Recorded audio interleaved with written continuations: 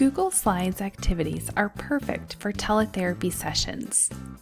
They are fully digital. Instead of pieces of paper in a traditional printable activity, they have content in the form of slides similar to PowerPoint.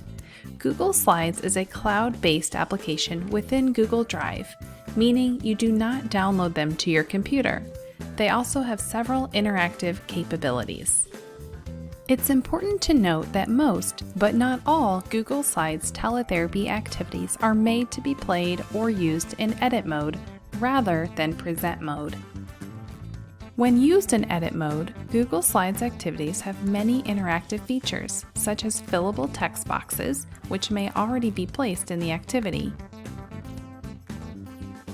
or can easily be added.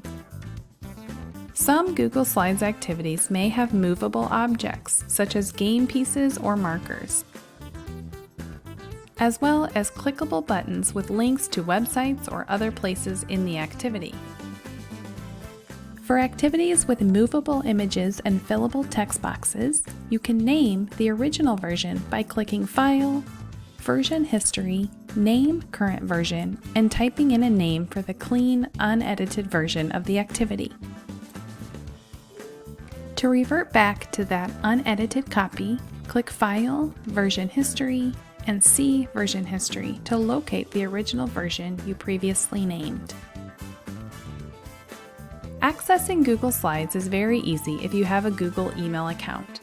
Both the free Gmail account and a business-level G Suite account have some level of storage for Google Drive apps, including Docs, Photos, Sheets, and Slides. To access Slides, click the Google Apps icon from within your email, then click Slides. You can then see where your slide presentations are or will be stored. To create your own Google Slides presentation, click the plus symbol in the bottom right of the screen. Within the supporting document for this video, you will find a link to the Google Help Center, which provides articles and tutorials on creating in Google Slides.